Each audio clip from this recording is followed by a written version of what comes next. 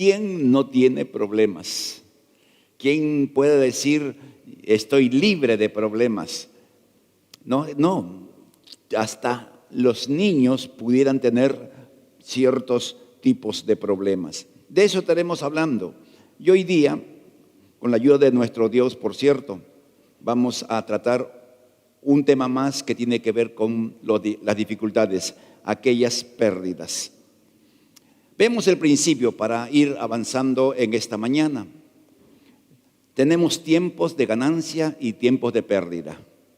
Hay tiempos buenos en que todo nos sale a pedir de boca. ¿Ha tenido tiempos así usted? ¿O está pasando tiempos así? De repente, ¿no? Está bien, hay trabajo, hay la provisión, la salud está bien y es el tiempo de ganancia. ¿Sabe cuál es nuestro problema? Que en los tiempos de ganancia somos como la cigarra de la famosa fábula. No ahorramos para el tiempo de las vacas flacas. Y cuando llega la vaca flaca, decimos, Señor, ¿qué pasó? Yo estoy convencido de que Dios bendice para que nosotros sepamos administrar aquello que Él nos da. Y parte de la administración de lo que Dios nos da es ahorrar. Y es una de las cosas que no nos gusta. Porque vivimos empujados a gastar en una sociedad consumista, ¿no? De gastar, a veces más allá de nuestros límites, y luego agárrate, Catalina. Pero hay tiempos de ganancia y son buenos tiempos, pero también hay tiempos de pérdida. En tiempos que las cosas que tenemos las podemos perder, las metas que quisimos alcanzar no lo logramos, hay tiempos de pérdida. Eclesiastés 3:4, un capítulo muy conocido. Hay tiempo para todo. Hay tiempo en que ganamos, tiempo que perdemos, tiempo que lloramos, tiempo que reímos. Hay tiempo de esparcir, hay tiempo de juntar, hay tiempo de vida y hay tiempo de muerte. Todo tiene un tiempo. Y parte de nuestras vidas es que tengamos tiempos de ganancia, pero también tiempos de pérdida. Y de eso trataremos en esta mañana. Pero antes de avanzar tenemos que corregir un enfoque equivocado que muchos pudiéramos tener respecto a los tiempos difíciles que nos toca vivir. Y este es producto de una teología mal enfocada o mal entendida. Pensar que los sufrimientos que pasamos, las pérdidas que tenemos, las cosas que nos están pasando son castigo de Dios, o que Dios nos ha olvidado o que Dios nos ha abandonado. Es muy común este pensamiento. Como siempre hemos mencionado, desde la gran mayoría de los que ya somos adultos, nuestros padres cuando éramos chiquitos nos decían, pórtate bien, si no Dios te va a castigar. Y cuando algo nos pasaba, producto de la travesura, de lo que fuera, decía, Dios te ha castigado. Entonces se nos formó una cápsula mental, por decirlo así, un sistema de pensamiento interno que cuando algo me pasa que no me gusta o que es mal o una pérdida, asumimos que es castigo de Dios. Entonces no es así, amado hermano. Hemos explicado varias veces y la seguiremos repitiendo. Dios no castiga. Dios nos da libertad. Y la libertad tiene responsabilidad. Y cuando usamos correctamente la libertad, las cosas van a ir mucho mejor. Pero cuando usamos de modo incorrecto nuestra libertad, no pensemos que todo va a ir bien. Podrá ir bien un tiempo, pero no todo el tiempo. Porque con Dios no se puede jugar. Él lo explicó. Lo que el hombre siembra, eso mismo cosecha. Así que Dios no castiga en ese sentido. Nos deja que suframos las consecuencias de nuestras decisiones. Romanos capítulo 1, del versículo 18 en adelante, cuando comienza a describir el deterioro de la humanidad, 3 veces Dios los dejó, dice, los dejó, para que sufran en sí mismos las consecuencias de sus decisiones. Así que usted quite ese chip que tiene en su mente. Dios no castiga. Es parte de una teología hasta evangélica. Y no es así, amado hermano. Sencillamente sufrimos consecuencias de decisiones que tomamos. Dios no nos olvida ni nos abandona. Miren, Isaías 49, es muy lindo este texto del 48 y 49. Sin embargo, Jerusalén, disculpen, el Señor me ha abandonado, me ha abandonado, el Señor me ha olvidado. Jamás responde Dios. ¿Cómo una madre puede olvidarse de su niño de pecho? ¿Cómo puede sentir amor por el niño que dio a luz? Tal vez sea posible, pero mira, dice el texto, yo nunca me olvidaré de ustedes. Te tengo escrito en las palmas de mi mano. O sea, Dios jamás nos va a olvidar. Miren, es posible que una madre, desquiciada por cierto, deje a su hijo, como ocurre en algunas ocasiones. Usted lo habrá leído hace poco tiempo, a un bebito lo dejan botado en un baño. Es posible, pero Dios, que es perfecto, nunca lo va a hacer. Nos dice que nos tiene escrita no en la palma, sino en las palmas de sus manos. Es decir, si Dios mira su mano izquierda está tu nombre, si mira la mano derecha está tu nombre. Él nunca nos va a abandonar. Entonces, corrijamos nuestro pensamiento respecto a por qué nos pasan algunas cosas. El domingo pasado explicábamos que algunas enfermedades son producto de nuestro sistema de alimentación. Estaba escuchando una conferencia sobre los niños autistas, porque quedó eso el día viernes. Tuvimos una reunión bonita con los matrimonios jóvenes y se habló de esto. Y me picó la curiosidad. Y comencé a buscar así videos cortos y encontré uno de una mamá que lleva a su niño al médico y el médico lo ve, madre primeriza, lo ve y dice, su hijo es autista.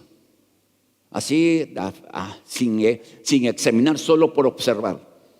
Y la madre, cualquier mamá que le digan que su niño es autista, pues, Y comenzó un proceso de llevarlo a un médico allá, otro pediatra y tantos pediatras para ver qué cosa tiene que hacer, y estudió y todo lo demás, hasta que llegó un pediatra y le dice, ¿para qué vienen? Mi niño es autista, quiero que me ayude. Le dice, muy bien, yo te voy a ayudar. Dime su dieta, ¿qué come? El niño, ¿no? Y el otro le dijo, mira, tu niño está intoxicado, por eso está así. Y entró en un régimen de cambio radical de alimentación. En el corto tiempo, como a los 4 o 5 meses, el niño estaba desintoxicado normal. Entonces, ¿por qué se enferman? Régimen de alimentación. Y algunos de los que estamos acá sufrimos males por descuidos. Vaya a saber, ya el domingo pasado les enseñé y ustedes, como tienen buena memoria, se recordarán. Entonces vamos a considerar en esta mañana algunos de los problemas que nos van a venir o que nos estamos viviendo o que nos vendrán. Avancemos. En Marcos capítulo 4 encontramos una historia preciosa, una de las historias más ilustrativas de cómo los problemas surgen. El Señor Jesús había trabajado todo el día junto con sus discípulos allí predicando la palabra, sanando a enfermos, en fin, ahí el Señor Jesús, un día completo trabajando. Como muchos de nosotros que trabajamos nuestro tiempo mientras salimos al trabajo, desarrollamos el trabajo, volvemos a casa, etc. O como una ama de casa que se levanta más temprano que todos y se acuesta más tarde que todos. Un día de trabajo normal. Ahora, luego que ya terminó todo, Jesús le dice a sus discípulos, pasemos al otro lado, de noche. Miren, pareciera que el trabajo termina y siguen trabajando. ¿Cuántos de ustedes, queridos hermanos, trabaja en lo que es su trabajo habitual y llega a casa y tiene que hacer algo? ¿Sí? ¿A algunos le pasa eso? Sí, ¿no? Viene cansado del trabajo y hay trabajo en la casa. Y trabajando en la casa se da cuenta que se le acabó el gas o que hay que pagar las facturas o el hijo se portó mal. Como que los problemas siguen aumentando y pareciera que es una tormenta perfecta. Miren, amados hermanos, parte de nuestra vida en esta tierra, seamos o no creyentes, es la presencia constante de problemas. Como decíamos el domingo pasado, es falsa la teoría de que porque soy hijo de Dios no debo tener problemas. Eso es falso, totalmente falso. Jesús nos dijo, en el mundo tendremos aflicción, tendremos problemas, por muchas razones. Entonces preguntémonos, ¿qué cosa podemos perder? Y lo que más preocupa, no digo lo que más, una de las cosas que más nos preocupa es perder la fuente de provisión familiar. Todos los que trabajamos me van a entender. Los varones somos los proveedores de casa. Y cuando se pierde el trabajo o no pagan por el trabajo que hemos hecho, nos sentimos mal, porque sencillamente no tenemos que llevar a casa para la familia. Y lo que hemos vivido, esa experiencia, es difícil.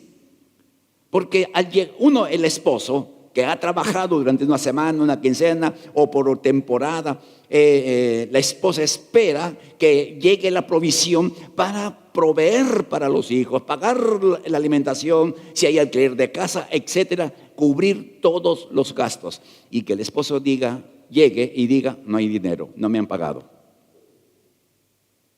No es bonito tiempo, ¿no? A ver, hermanas, que han vivido alguna vez eso, no es bonito tiempo. No, es complicado. Entonces, miren, amados hermanos, eso puede ocurrir y ocurre.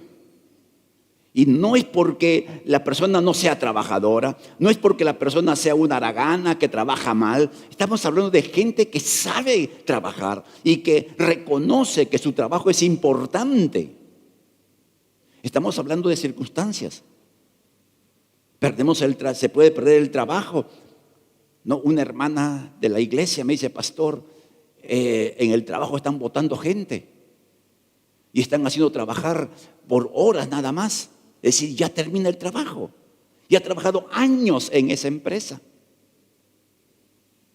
Y es triste, y es una dama que tiene sus años. Y usted sabe que una dama que trabaja y tiene sus años, mientras más años tenga, un poco más difícil conseguir trabajo. Y no solamente las damas, también los varones, ¿no?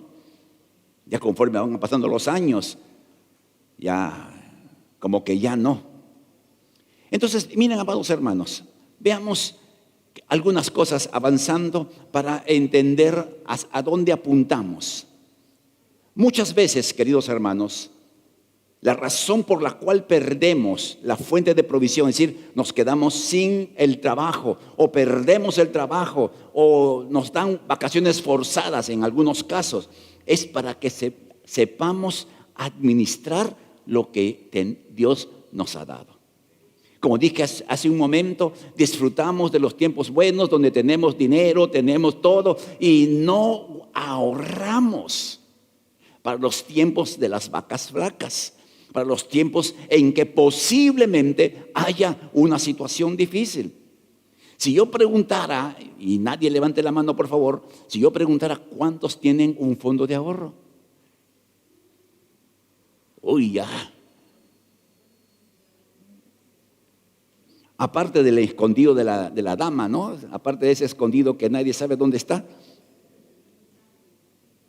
Pero un ahorro sólido, consistente, que permita sobrepasar una situación inesperada. Y fíjese, perdemos la fuente de provisión para que podamos valorar y en las siguientes secuencias, en los siguientes años de vida, uno sepa cuidar, sepa administrar con sabiduría.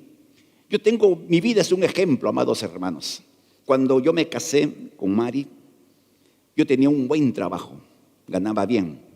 Entonces yo dije, mi esposa, ¿para qué va a cocinar en la noche? Porque allá en Trujillo se desayunaba, se almorzaba y se comía. Estamos hablando de qué tiempos aquellos, ¿ah? Que usted comía de noche una comida completa. Bueno, ahora ya tecito, yogurcito, cosas así, ¿no? Ok, aquí hay algunos que le echan todavía algo de noche. Pero bueno, esa es otra historia. El asunto es que todas las noches nos íbamos a comer al restaurante, un restaurante que en Trujillo se llamó Saki, hasta el día de hoy existe. Y cocinaban un tallarín, ¡ala!, que era riquísimo. Y casi todas las noches, tallarín saltado. Pero miren lo que pasó, se acabó el trabajo. Y habíamos gastado tanto pagando que no teníamos cómo afrontar las siguientes semanas. Entonces, y ahí hubo cambio en el equipo. Salió el mal administrador y entró la buena administradora.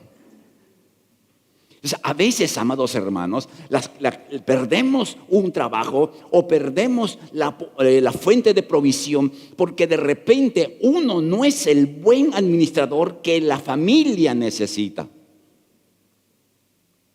Entonces, si aquí los hombres que somos casados están manejando el dinero y ve que no sabe manejar bien el dinero, de aseguro que posiblemente su esposa sea mejor que usted. O si ocurre al revés, cosa rarísima. Hasta ahora yo conozco 2 casos de damas malas administradoras, que el dinero lo ven y ya no está. Literalmente. 2 damas. Yo digo, ustedes son el ejemplo que comprueba la ley. Entonces, para eso muchas veces eso es lo que Dios nos enseña en esos tiempos. Sin embargo, en medio de esos tiempos, creo que todos también lo hemos experimentado. Nuestro Dios está a cargo de nuestra situación. La palabra del Señor dice en Mateo 6:25 en adelante: les digo que no se preocupen por su vida diaria, si tendrán suficiente alimento o bebida o suficiente ropa para vestirse. ¿Acaso la vida no es más que la comida y el cuerpo más que la ropa? Miren a los pájaros, no plantan, ni cosechan, ni trabajan, ni tienen sindicato, etcétera, porque su padre las alimenta. ¿Y no son ustedes mucho más importantes que las aves? Dios es proveedor en los tiempos de crisis. ¿Cuántos hemos pasado eso? Ahí sí podemos levantar nuestra mano, ¿no?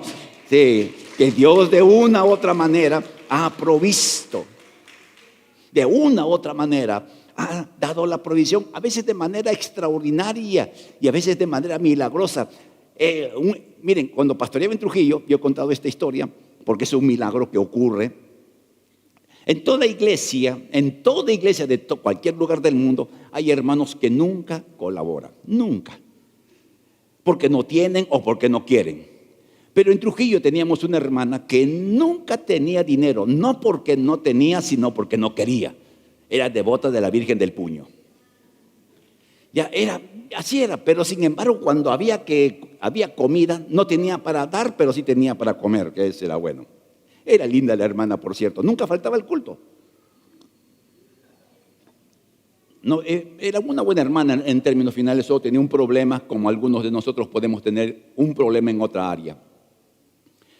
Llegó un tiempo en que el trabajo se agotó. Y se agotó lo que Mari en su sabiduría guardaba para pan para mayo, porque no había trabajo. Y llegó el día en que Mari dijo, la verdad delante de Dios como testigo, no hay plata. Y me lo dijo con una voz tan melodiosa. Dije, ¿y ahora qué hago? Yo tengo desde siempre una pauta de no pedir fiado. Y dije, vamos a tener que pasar la vergüenza de ir al japonés, porque yo había trabajado con él, que me fíe su tienda. Así, ese era mi pensamiento. Y de repente tocan la puerta, eso era temprano, y era esta hermana que nunca daba, llevando una canasta llenecita de víveres, porque tenía su tienda. Llenecita de víveres. Pastor, ahí no decían pastor, hermano Luis, aquí le traigo algo para usted. ¡Hala!, dije yo, si hay milagros. Mire, así ocurre. ¿Por qué? Porque Dios está a cargo del pan de cada día. Quizás no comamos lo que quisiéramos comer, pero siempre hay. Siempre hay. Amén. Los que somos veteranos recordamos el tiempo del Fukichok. ¿Usted dejó de comer? Había algo. Había algo siempre. Daba risa ir a comprar pan, porque hoy día costaba tanto y mañana costaba tanto. Pero siempre había. Porque así es Dios, amado hermano. Dios es el proveedor para nuestras necesidades de alimentación. Pero aprendamos la lección. O si usted todavía no ha pasado por ese valle de pérdida de trabajo, sea sabio, guarde pan para mayo. Siempre, desde hace ya más de 2 años, cuando reiniciamos los cultos, dijimos: guarden dinero porque vienen tiempos críticos. No porque uno sea profeta, no, absolutamente. El sentido común, amado hermano. El simple sentido de común nos decía que íbamos a una situación crítica. Gracias a Dios que pareciera que estamos saliendo. Espero que sí. Y estemos orando por ello. Entonces, ¿qué más podemos perder? Miren, amados hermanos, la lista puede ser interminable de las cosas que podemos perder. Pensemos en los amigos. ¿No? ¿Cuántos tienen amigos? Sí. Los amigos son bonitos cuando tienes todo completo. ¿No? Cuando tienes para compartir, cuando tienes para pagar cuentas, los amigos nunca faltan. Pero hay tiempos en que los amigos desaparecen. Recordemos, para entender lo que es, avanza por favor, entender lo que es la amistad. Todos tenemos muchísimos conocidos. ¿Cuántos de ustedes le dice, por ejemplo, se va a comer a cualquier lugar, le dice amigo al mozo? ¿Por qué le dice usted amigo? ¿Sabe su nombre? ¿Conoce dónde vive? ¿Y por qué le dice amigo? No es tu amigo. Si yo fuera mozo, yo no soy su amigo, Señor. Muchos conocidos, y así también, ¿no? En el barrio, ¿cuánta gente conocemos? En el de colegio, ¿cuánta gente conocemos? Son conocidos, pero tenemos pocos amigos. Y muchos menos verdaderos amigos. O sea, gente que la va a luchar con nosotros, que va a ser quien nos apoya y quien está siempre a nuestro lado. Pero aún, amados hermanos, aún aquellos mejores amigos los podemos perder, en el sentido o que se van de este mundo o se alejan tanto que no perdemos la relación. Esa es la vida real. Usted también la ha vivido seguramente, ¿no? Es la vida real. Y a veces algunos que llamamos amigos se vuelven en traidores. Ocurre también, ¿no? Siempre hay un Judas en los amigos. Jesús tuvo a Judas en medio de sus amigos. Jesús dijo: los llamaré amigos. Eso antes que Judas le traicionara. Y de sus amigos salió un traidor. O sea, no nos debe llamar la atención que perdamos amigos o personas en quien confiamos o personas que le abrimos el corazón y le contamos: mira, tengo este lío, y este pata lo primero que hizo fue a contarle a otros. Es como la historia de 3 pastores que se fueron a hacer un retiro en un monte a buscar de Dios, y en medio de todo el retiro un pastor dice: tengo que abrir mi corazón porque Dios me está moviendo. Ok, yo tengo problemas con el dinero, yo me agarro dinero de la iglesia, a orar. Los otros, el siguiente es: yo tengo problemas con las faldas y a orar. Y el tercero, y tú le dices: ya quiero que termine porque tengo problemas con la lengua. ¿Se entendió? Ese chiste para inteligentes, como ustedes. O sea, te un chismoso, pues. Y ahí, imagínense, escuchó del uno y del otro, y estaba desesperado para irse a contar a otros. Ese amigo, ¿quién quiere tenerlo? Pero los hay, ¿no? Los hay que tú cuentas tu lío, tu problema a alguien y ese alguien lo expande. Por eso, amados hermanos, tenemos un solo y único amigo que nunca nos va a fallar. Se llama Jesús. Ya no les llamaré amigos, dijo Jesús. Ya no les llamé siervo, disculpen, les llamaré amigos. Y sabe usted que Jesús como amigo es quien siempre va a estar a nuestro lado, siempre nos va a respaldar, nunca nos va a traicionar. Es el amigo que necesitamos, es el amigo que siempre va a estar allí. Por eso nosotros no podemos decir, yo no tengo amigos, porque nos traicionaron, nos fallaron, no nos apoyaron en un momento. Ahí está Jesús. A veces cuando hablamos no damos cuenta que ofendemos a Dios. Cuando decimos no tengo amigos, Jesús dirá, ¿y qué soy yo? Amén. Entonces podemos perder amigos, pero no perdemos al amigo Jesús. Avancemos. ¿Qué otra cosa podemos perder? El hogar, la familia, por problemas conyugales, problemas con los hijos o con los padres, pero básicamente en el aspecto conyugal, cuando un matrimonio se desarma por las razones que fuera. Quiero ser respetuoso y siempre soy respetuoso con aquellos que hayan pasado una situación de pérdida, de unidad familiar, quebrantamiento del pacto matrimonial, etc. Pero es una realidad que tenemos que decirla. Dios permita que todos los matrimonios aquí presentes mantengamos la fidelidad hasta el último día de nuestras vidas y nuestro hogar sea consistente y sólido. Pero no siempre ocurre. Ahora, ¿qué podemos aprender de un fracaso en esta área?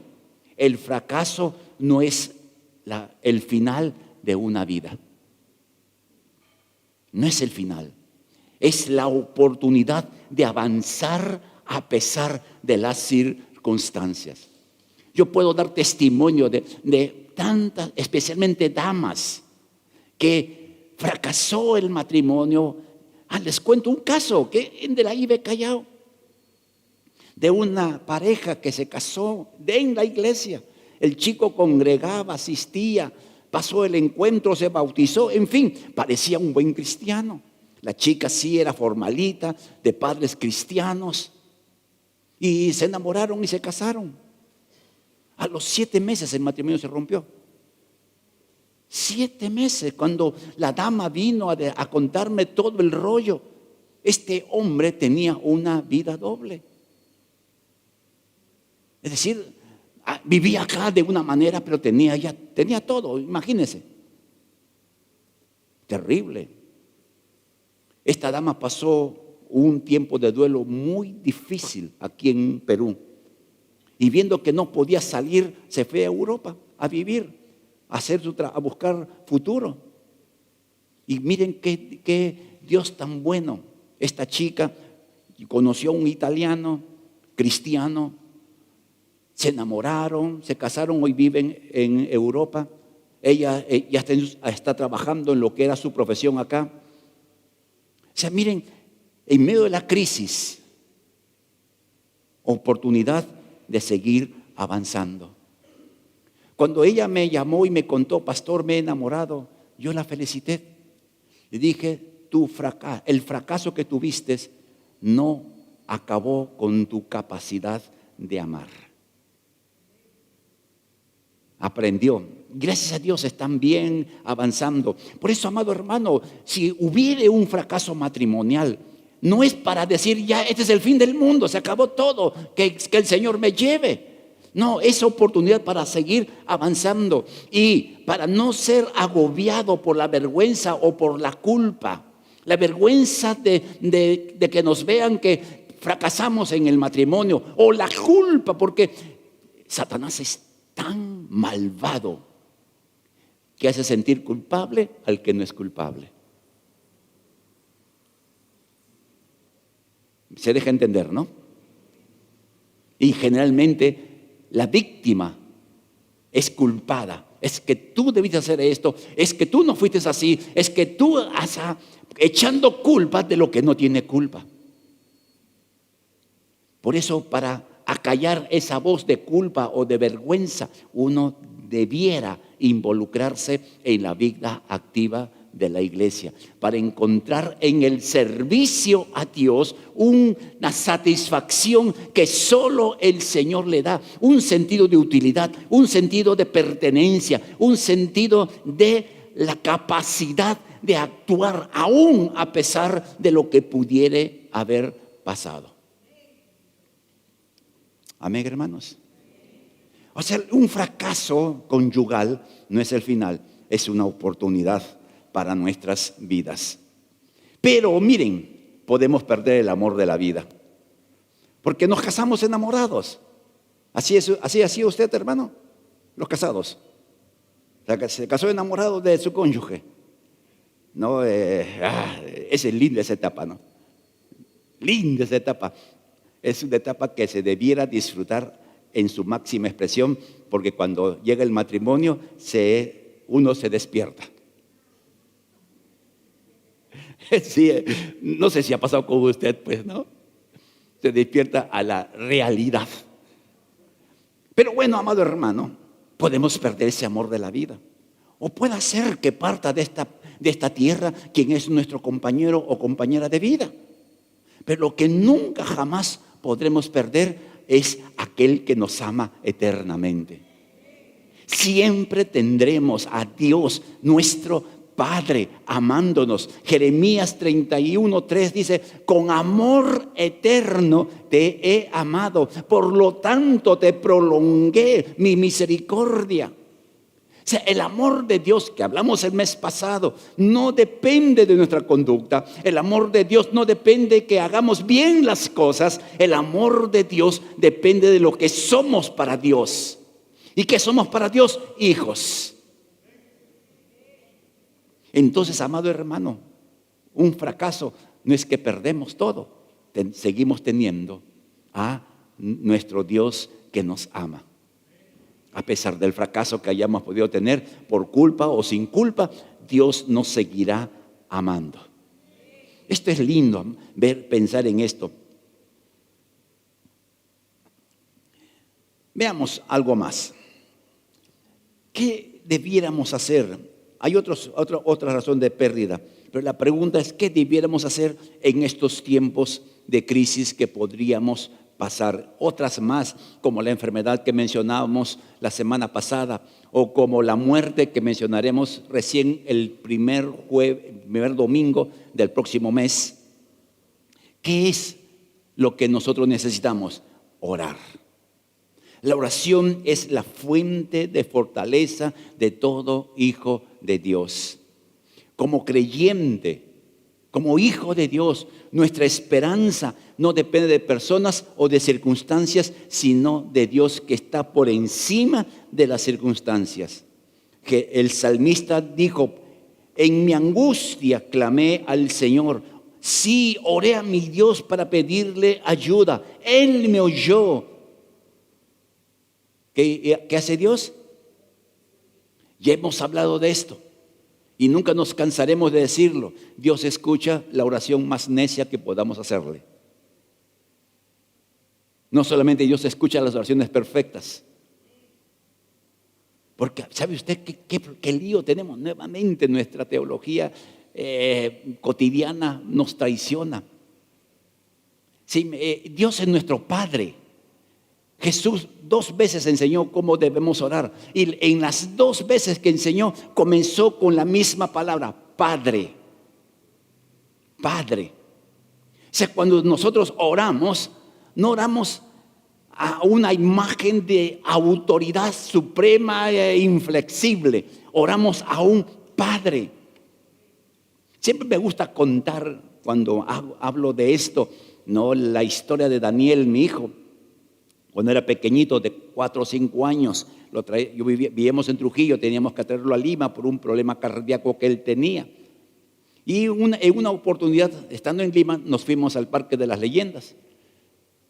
Y yo lo llevaba de la mano, miraba a la jirafa. Papá, cómprame una jirafa. Caminábamos, cómprame un elefante. Quería que le compre todo el zoológico. O sea, mire, ustedes entienden, ¿no? Uno le escuchaba. Así Dios escucha hasta la oración más tonta que podamos hacer, porque es Padre. Si leemos los salmos, usted va a encontrar que muchos salmos son queja del salmista. Se queja: Señor, ¿por qué al malo le va bien? Y yo que hago las cosas bien, me va mal. El salmista David diciendo esto, quejándose. Usted ore, querido hermano. De repente podría orar en su angustia, en su dolor, quejarse, lamentarse, hasta culpar a Dios. Señor, ¿por qué me pasa esto? Dios va a escucharte. Dios nos va a escuchar, amado hermano. Él nos oye. ¿Cuántos creen eso? Y aunque no lo crea, eso es. Porque cuando Dios dice que Él oye, significa que Él oye independiente de qué cosa digamos.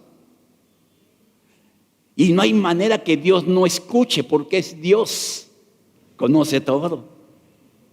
Así que, amado hermano, tenemos que orar. Ahora, ¿para qué oramos? ¿Para que Dios cambie mi situación? Claro. Si estoy enfermo, oro para que Dios me sane. Si he perdido mi trabajo, para que Dios me dé trabajo. No está mal. Pero algunas veces Dios no nos va a dar de lo que estamos pidiendo, o Dios se va a demorar en responder, o Dios va a dar una respuesta que de repente no me gusta. Porque sencillamente la oración no es para que Dios cambie mi situación, no es solo para que Dios cambie mi situación. Porque Dios no es un dispenser que uno pone una moneda, machuca un botón y sale lo que tú deseas comprar. Dios es Señor. Amén. Por lo tanto, la oración primero trata con nuestro corazón. Nuevamente el Padre nuestro. Padre nuestro que estás en los cielos, santificado sea tu nombre, venga tu reino. Y luego, ¿cuál? Dígalo fuerte. No le he escuchado. Nuevamente, por favor. Y después vienen las peticiones. Entonces, amado hermano, la oración tiene que ver con que aprendamos a ver la circunstancia con los ojos de Dios.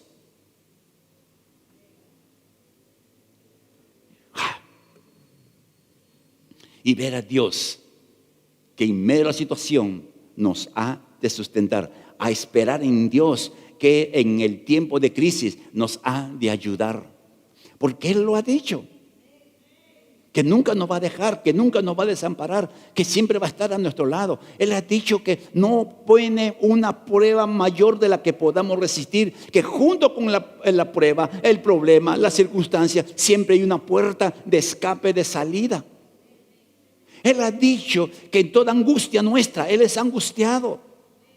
Él ha dicho que cuando pasemos por el valle de sombra de muerte, es decir, en la peor crisis que podamos pasar, Él estará con nosotros. Recordemos, hemos visto rápidamente, Jesús le dice a sus discípulos: pasemos al otro lado. Se echa a dormir, viene la tempestad, la barca ya se hundía y Jesús seguía durmiendo, como despreocupado de lo que pasaba. Y a veces pareciera que el Señor se duerme. Pareciera que ya se acaba nuestra vida. Y no es así, amado. Mientras el Señor esté en nuestras vidas y estemos en esta vida, vamos a seguir avanzando.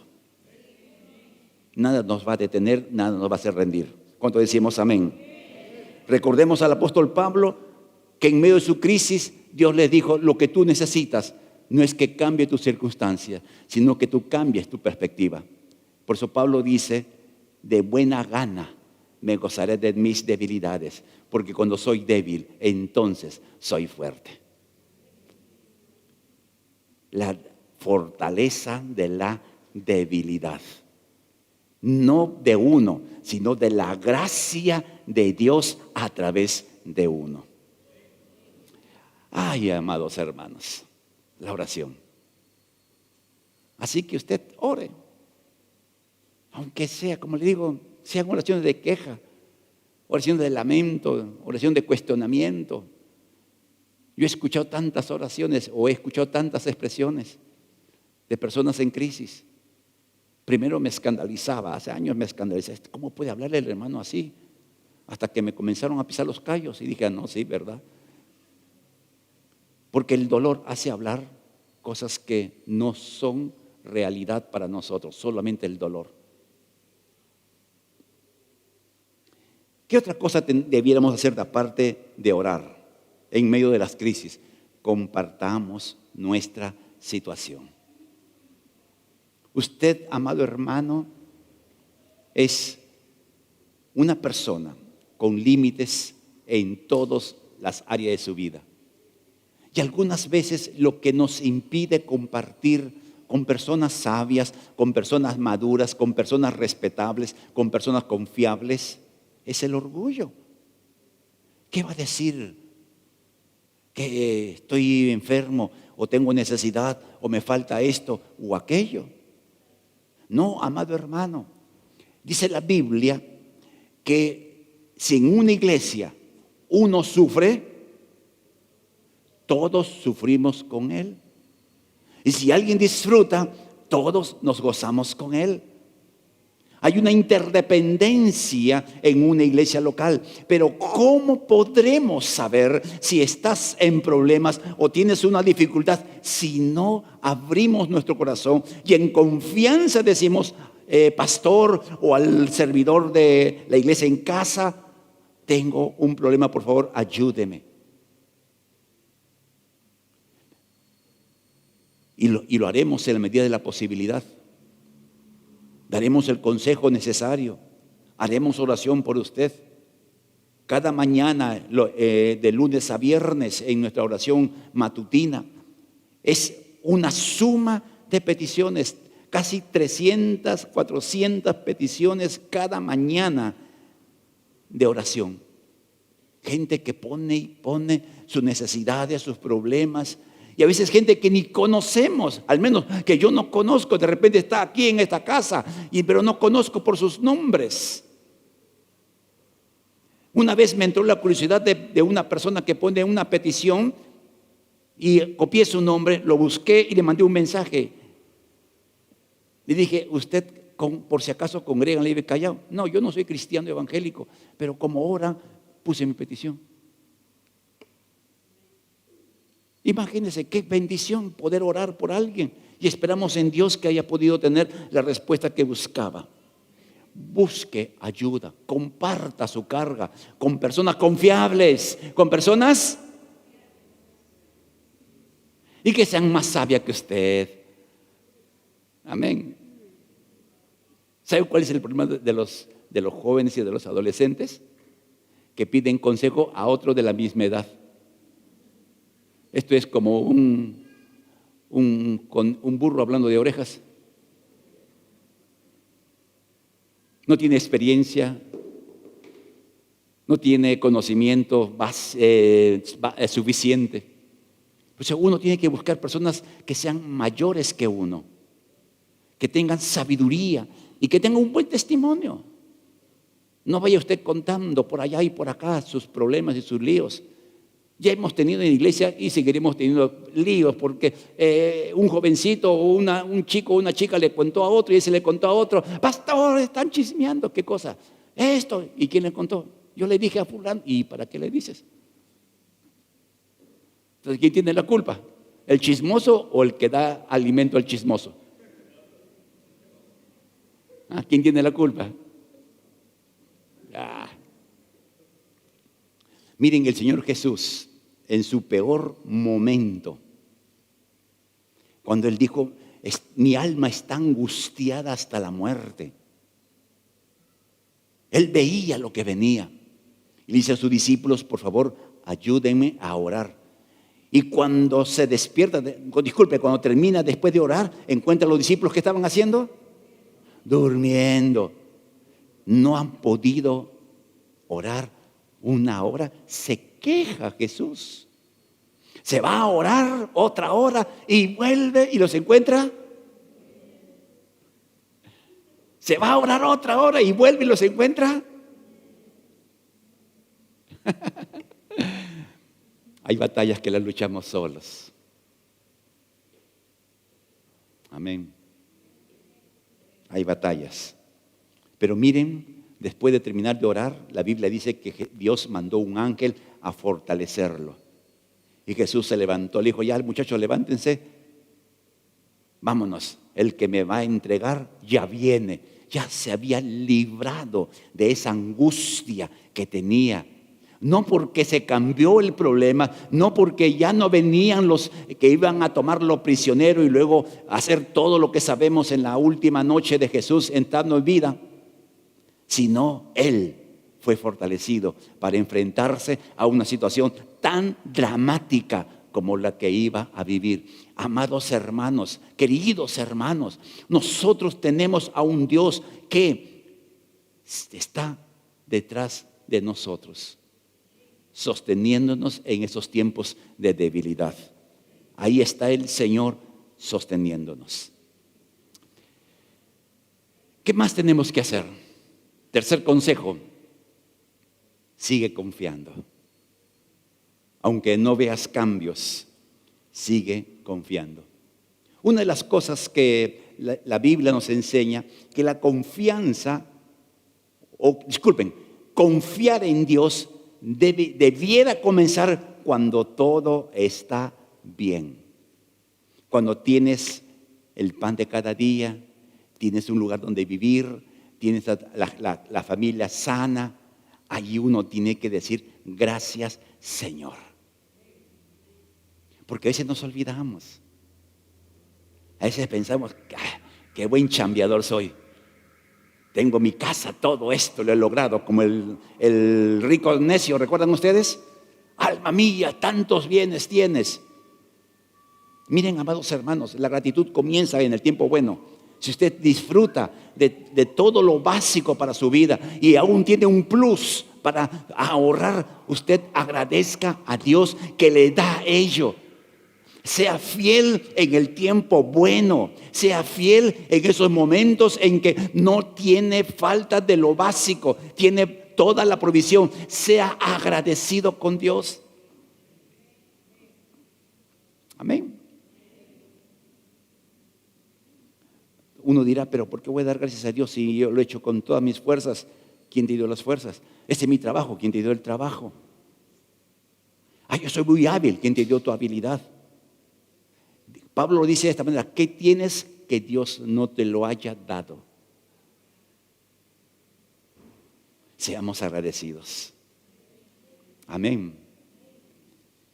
Y si no entiendes la razón por qué te pasa lo que te pasa, sigue dando gracias y confiando en que Dios está en el control de nuestras vidas. Él está en el control. Podemos llegar al punto de la desesperación en nuestras vidas, en que pareciera que ya no hay salida por ningún lugar, que ya no hay puerta, pareciera que ya estamos en el final. Pero Dios está ahí en tu barca, Dios está en tu vida. Y usted va a vivir en crisis o en tiempo bueno todo el tiempo de vida que Dios le ha diseñado. Y como hemos enseñado ya más de una vez, la muerte no es lo peor que nos puede pasar. No es lo peor. Quizás para los que se quedan puede serlo, puede ser visto así. Pero para el que muere en Cristo, el morir es. Entonces, ¿para qué se dice que es pérdida? ¿Para qué se dice que es lo peor que nos puede pasar? Para un creyente lo mejor que le puede pasar es partir con el Señor. Si tiene deudas ya no las va a pagar. Eso es la ley, ¿no? Así que, amado hermano, confiemos en el Señor. Sigamos esperando, sigamos siendo fieles. En tiempos de crisis, ahí se muestra. En Trujillo obtuve un trabajo muy bueno, ya estando casado, ya teniendo hijos, muy bueno. Realmente gané bastante dinero en ese trabajo. Y en mi caso, yo recibía el dinero y pasaba a caja. Entonces, Mari, y producto de haber trabajado tanto en un trabajo un poco riesgoso, me enfermé, me dio pleuresía. Más de 3 meses estuve sin poder trabajar. Y ahí estuvo Mari, mi esposa amada. ¿Cuántos hemos vivido eso? Por eso es tan importante que como los que somos casados, cuidemos el vínculo conyugal. Porque va a llegar un tiempo en que el uno va a necesitar del otro. Va a llegar el tiempo. Mi padre falleció a los 84 años. Su esposa era más joven que él. Mi padre en los últimos tiempos estaba ya con una demencia senil un poco avanzada. Se portaba un poco malcriado, en fin. Y ahí la dama soportándolo, sobrellevándolo, diría, sería mejor. Mi padre no era un buen hombre. No fue un buen hombre. Pues ya sabe, por tantas razones. Y a mí se me ocurrió preguntarlo a Estelita, una dama muy linda. ¿Qué cosa le ha permitido sobrellevar a Juan Pablo? Y él me dijo, mi mamá me enseñó. Le enseñó que tenía que estar con su esposo en las buenas y en las malas. Por eso, aunque en el caso que estoy contando no fue parejo la cosa, pero como cristianos debemos valorar a la persona con quien nos hemos casado. Porque somos el apoyo mutuo en algún momento de escasez, de necesidad, de sufrimiento o de muerte. Ok, amados hermanos, terminemos en esta mañana con una promesa divina. Me encanta. Estas semanas hemos repartido textos bíblicos de ancianos, nada más 3 textos de ancianos. Los hermanos que reciben diariamente, casi diariamente, un mensajito pequeñito. Estas 3 últimas semanas hemos hablado de personas menos jóvenes. Pero miren esta promesa. Aún en la vejez, cuando ya peinen canas, y aquí veo varios que ya peinan canas, y algunos que tienen canas, pero parece que no las tienen porque hay tintes mágicos.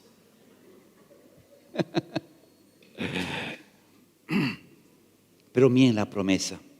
Aunque ya peinen canas, yo seré el mismo. Uno puede cambiar. Porque esa es la idea. No, esa es la idea. Cuando tú te casaste con tu esposo, pelo negro, negrísimo, azabache, y hoy día parece el Cerro Huascarán. Ha cambiado. Pero miren, dice Dios, yo seré el mismo. Él no va a cambiar porque nosotros pudiéramos cambiar. Yo lo sostendré. Cuando habla de personas que peinan canas, hablan de personas mayores. Ayer hubo una reunión de la edad de oro. No hay puro hermanos mayores. Y cada uno contando su historia. Y un hermano hizo una pregunta: hermana, ¿por qué yo cuando era un poco más joven hacía 40 ¿cómo se llaman esto de planchas? Y ahora solamente puedo hacer 2. Tiene 82 años y puede hacer 2 planchas. Yo ni una siquiera. No me atrevería. Pero ¿qué dice Dios? Él nos va a sostener.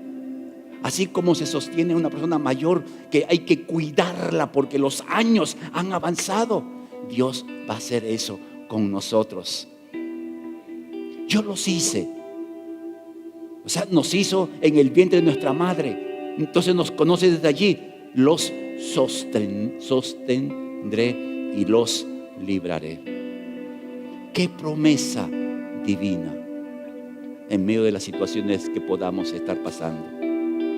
Para los que somos mayores, cuando vienen pues la etapa difícil en que nos pasa de todo, tenemos que ser cuidadosos, por cierto. Pero amados hermanos, Dios está allí. Para los que son jóvenes, Dios también está allí. Nunca va a abandonar a alguien. Así que en medio de la crisis que pudieras estar pasando hoy día, o que puedan pasarte mañana, recuerda, Dios estará allí.